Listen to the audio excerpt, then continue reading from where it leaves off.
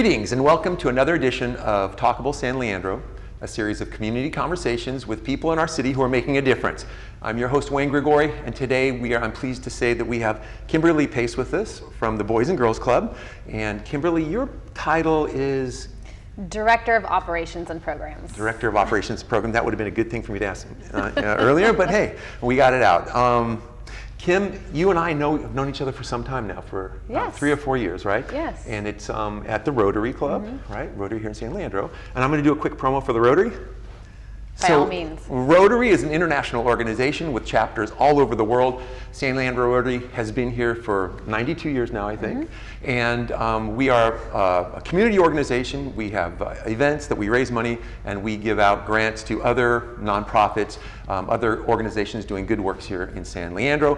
If you've ever thought of joining such an organization, we have meetings every Wednesday. We're there at lunch at the Englander at 12 noon. Come on in and join us.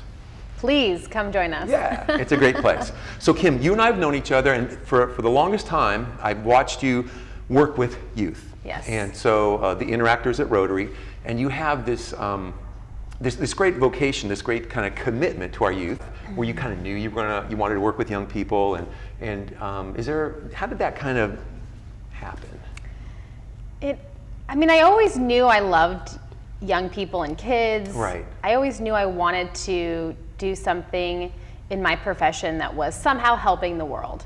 But I fell into the profession of youth development almost by accident. I was going to San Francisco State University, and I had a friend who was working in expanded learning programs at the YMCA of San Francisco. So that's when I began to work with youth and absolutely fell in love with it and knew it was my passion. Well, it's been great to watch that happen. It's certainly a great influence in our Rotary. And so we're here to talk about the Boys and Girls Club. Yes. Boys and Girls Club, I did my homework, was started in 1949. And everyone has an idea of what the Boys and Girls Club is. For me and my kids, it was swimming lessons, right? And so, chances are people don't know what's happening there now. Can you just kind of bring us through briefly kind of the history of the Boys and Girls Club and then kind of what's going on there now? Yeah, sure. At the core of San Leandro Boys and Girls Club, really what we do is provide connections, right? So finding a safe, positive place for our kids to really connect with caring adults. And the Boys and Girls Club of San Leandro has been around for almost 70 years, serving this community in particular, but it started out as a boys club.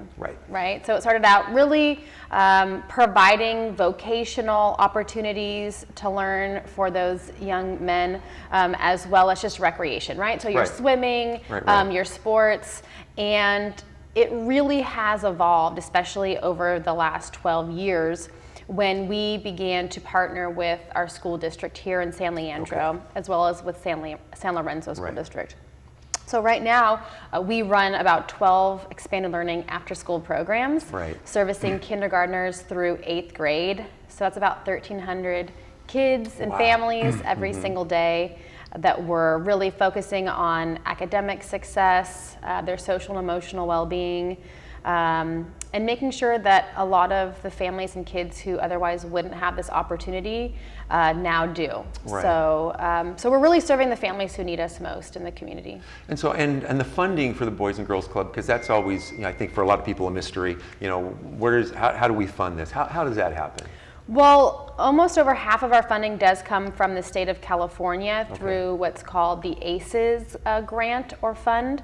So After School Education Safety Program, and that goes through the school district, and the school district comes to us and partners with us. So that's the largest amount of income that we get, but we also do a lot of fundraising throughout the year because that funds actually doesn't cover everything that we need to run our programs. So we do our annual golf tournament, galas, and things of that nature to really subsidize and get the rest of our fundings.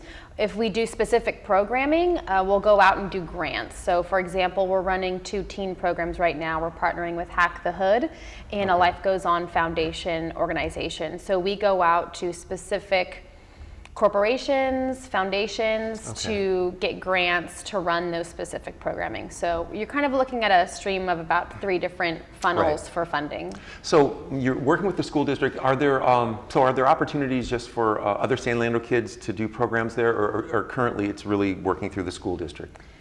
A majority of it is working through the school district, but we are looking to provide more opportunities for the public at large for kids to come in and join.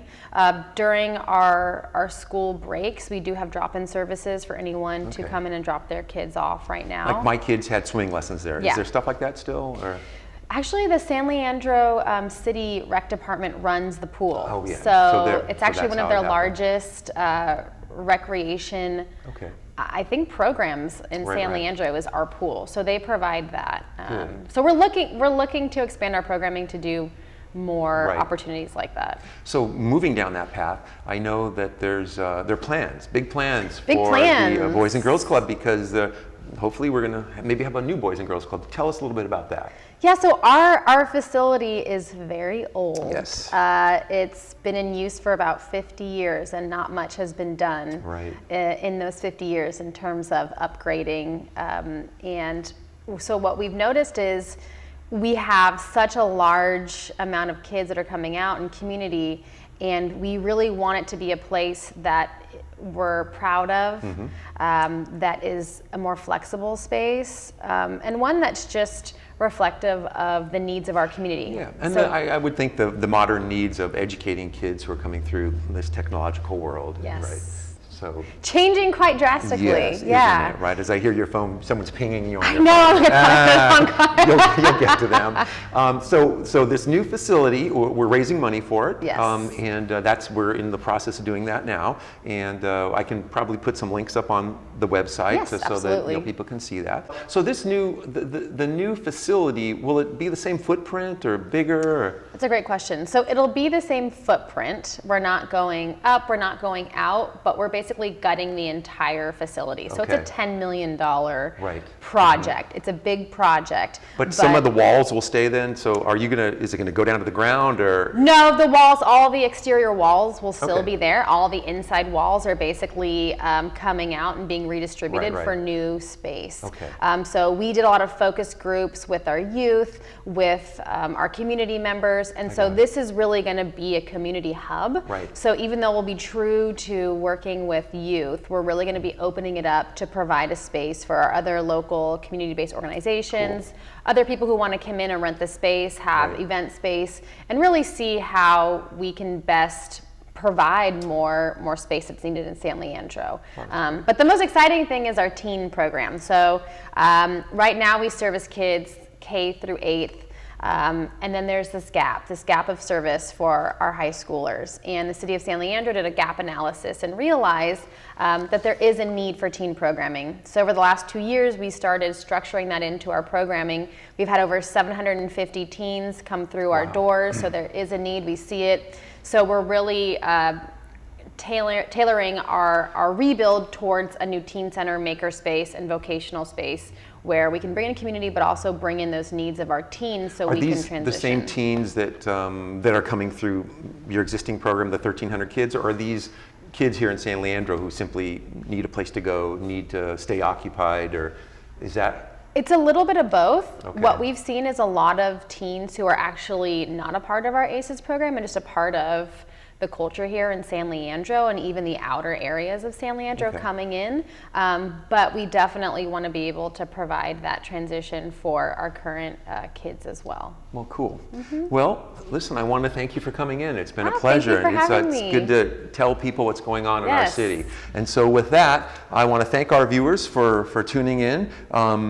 I'll put the important links to on the website so you can take a look at that.